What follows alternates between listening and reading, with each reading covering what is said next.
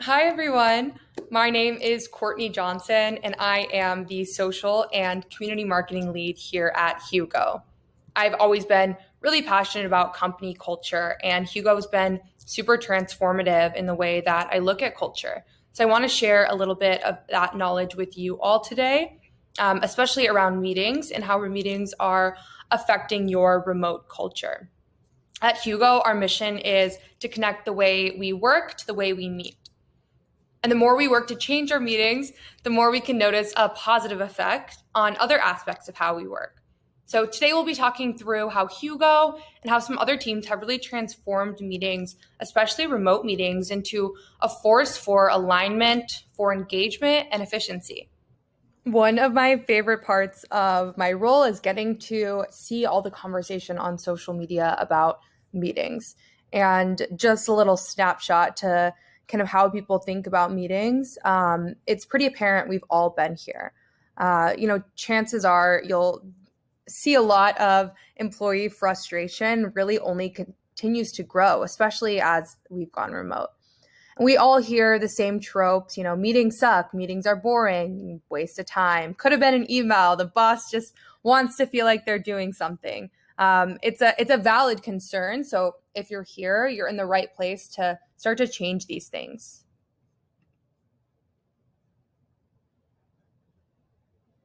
Meetings have a monetary impact too.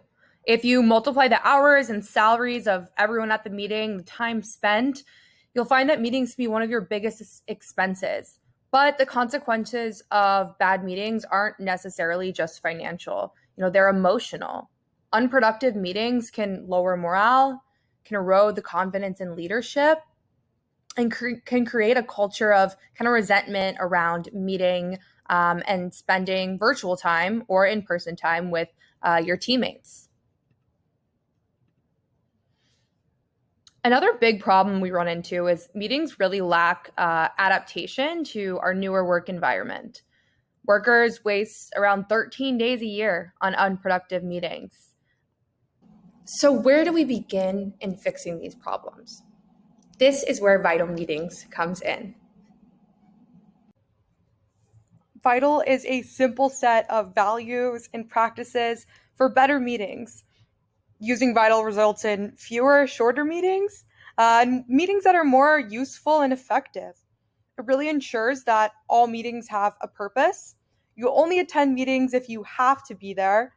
Meetings end when the goal is achieved, not when the calendar invite says they should end. And what you decide in meetings actually happens. We're actually prepping and actually making this valuable time to interact and move forward.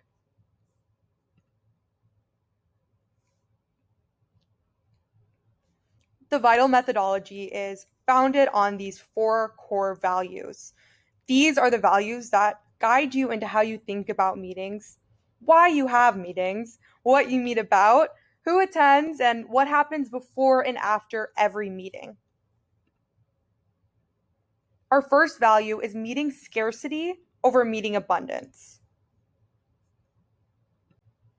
One of the biggest problems organizations face today when it comes to communication is an overabundance of meetings, especially with remote work. Not only is it really inefficient to meet too frequently, meeting abundance also really undermines the perceived values of meetings overall. A fun fact about Hugo is we actually aim for less than 4 hours of internal meetings per week. And the way we do that is through the PANTS test. PANTS stands for Purpose, Agenda, Notes, Task, and Shared. And no meeting is ever planned unless it warrants all of these components. Starting with purpose, it may seem that a meeting's purpose is really self-evident. The purpose is, often in the meeting's title, but the purpose isn't necessarily what something is. A purpose is the reason for something to exist. Example, the purpose of a one-on-one might be to check in on a project, to discuss a workplace conflict, to provide feedback, to share career and development goals. Having a purpose is so important for a meeting. In order to do this, you can dive into the why behind it.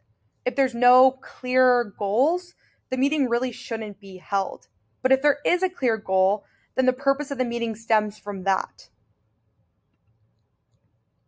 Next up, we have agenda. So take a look at the standard agenda versus a more action-oriented agenda. The standard agenda is really just a procedural list, kind of outlines each part of the meeting as an action. Now, if you need a good place to start with meeting agendas, we actually have 80 free meeting agendas on our website, everything from sales to marketing to team and one-on-one. So check that out if you need a place to get started with agendas. Next up in our PANS test is notes. Now, notes aren't a verbatim accounting of every single thing that happened in the meeting. They're not a transcript. What they are is a highlight of what was accomplished, what responsibilities were given, and what decisions were made. So we have here an example of meeting notes. The first thing on here is the purpose. So at the very, very top of your notes, always state the purpose of your meeting that you identified.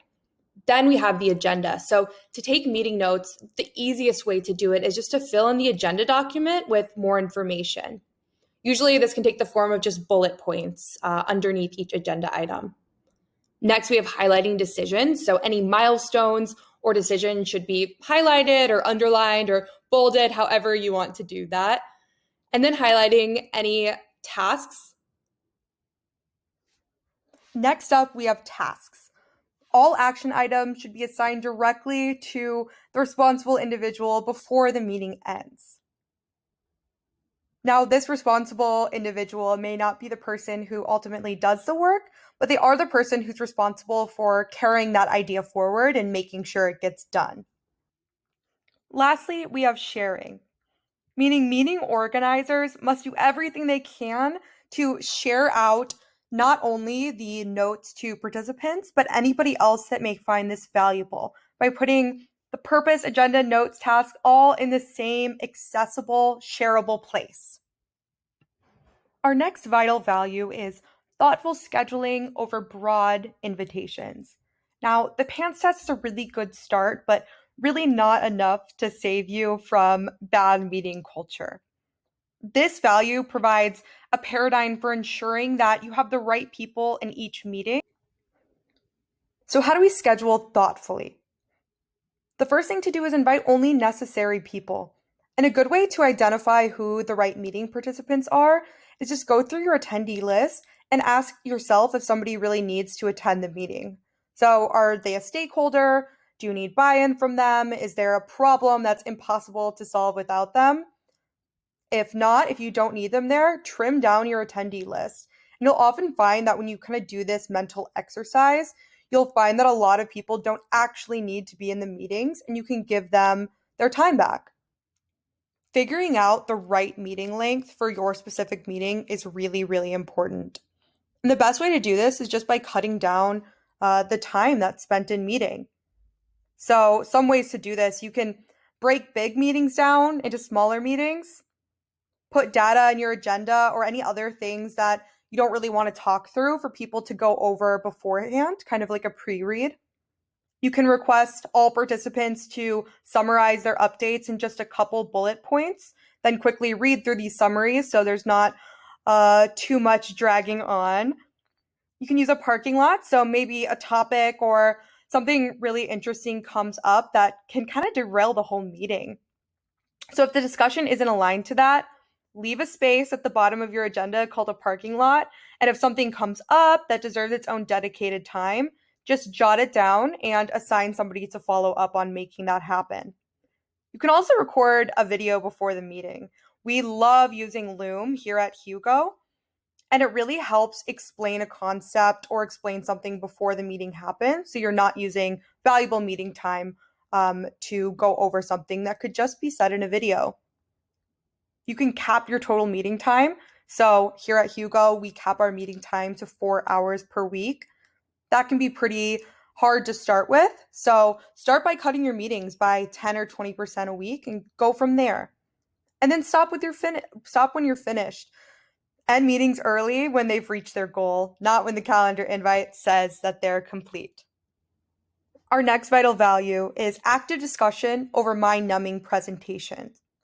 Sometimes a presentation is important or crucial to achieving the meeting goal, but often when meetings are comprised of just presentations, you'll see a culture of multitasking. People will kind of be checking their email or using chat or on their phones instead of being engaged in the conversation. So if you're seeing that on your team, then that's a signal that the meeting may not be valuable or engaging enough. Encouraging a more active discussion gives everybody a reason to participate. Some tips to having a more active discussion: prepping the meetings ahead of time, sending over any data or materials for review in advance, so everybody's coming with things that they already know that they want to discuss and they've had some time to organize their thoughts.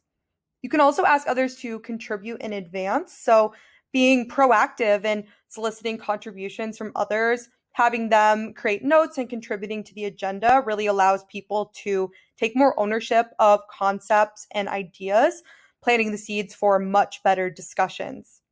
You can ask others to contribute during the conversation, so paying attention to kind of how your team members are reacting, especially ones that speak less frequently, and asking them questions directly. You can use questions to spark discussions, so adding questions in your agenda or pausing to ask questions to keep the room engaged. Our fourth and final value is freely sharing over knowledge silos. So this is typically the value that organizations lag the furthest behind in. However, it's the one with the biggest potential payoff. So whenever it's appropriate, you should be proactively sharing your meeting notes with all of your colleagues that did not attend the meeting. This really pushes for transparency and serves both a practical and cultural purpose. Now, it's not always the right idea to share meeting notes.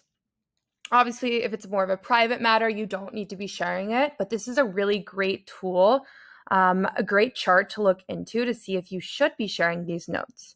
Meetings tend to be containers of information where everybody in the room has access, but not people that are not in the room.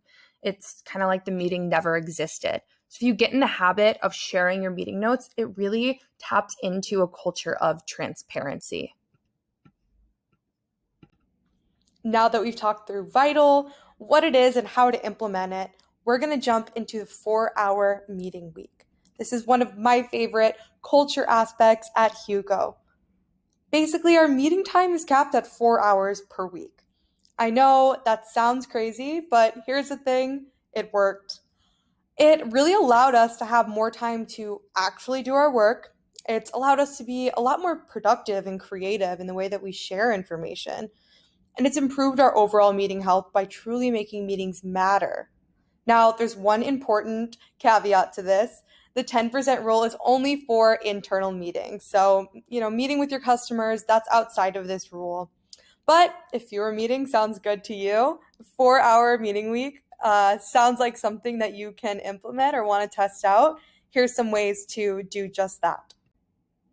So you'll hear us at Hugo talk about the 4-hour meeting week kind of interchangeably with the 10% meeting rule.